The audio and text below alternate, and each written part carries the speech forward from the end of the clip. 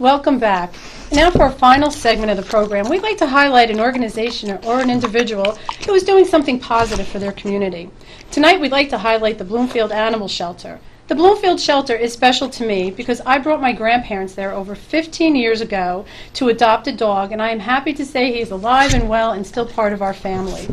There are wonderful, wonderful pets to be found at the animal shelter, and it really is a great feeling to rescue a dog. I'm here from the animal shelter is Supervisor Ramel Fernandez with Wyatt, who I'm sure is going to upstage all of us on this segment. Welcome, Ramel. Thank you for being here. So why don't you explain to us some of the wonderful things that are going on at the animal shelter? Well, our animal shelter, it's experiencing a new rebirth, kind of, you could say. We have a neighbor-to-neighbor network, which is our nonprofit group, who's run by our volunteers. And what they're doing is they're doing a lot of fundraising. For example, Wyatt here, he came in really underweight. He had a bad injury on his rear leg.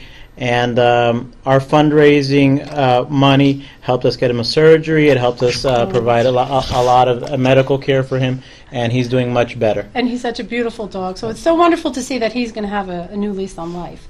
And Ramel, maybe you can talk to us really, like, how do these animals end up in the shelter? I think people get a dog and then they kind of quit on him and don't really train him the right way, then get frustrated. You know, he's chewing this, he's marking here, and then he ends up in the animal shelter because the people who owned him really probably didn't do their due diligence and know exactly what's going into owning a pet. So what are some things that you can tell people who, prospective pet owners, what they can do to make to really have their pet be part of the family and not be someone and not have the pet end up in the shelter? Well, I think that is a big problem where a lot of times people don't know what they're getting into when they get a new pet. For example, Wyatt here, he's a big guy and he wants a lot of attention. So obviously, if you're going to be at work 10 hours a day, or you're not going to see him a lot, Wyatt might not be the guy for you. But maybe there is another pet that needs a little less work and less maintenance that'll be right for you. So a lot of it is seeing what kind of a lifestyle you have and getting a pet to match that. Exactly. Is that something that you help out people with when they come into the animal shelter so that the pet doesn't end up back there? We are pretty good at screening people. Basically, the first question I asked a potential adopter is, what kind of family do you have? Right. Do you have children? Do you have other cats? Do you have other dogs? Exactly.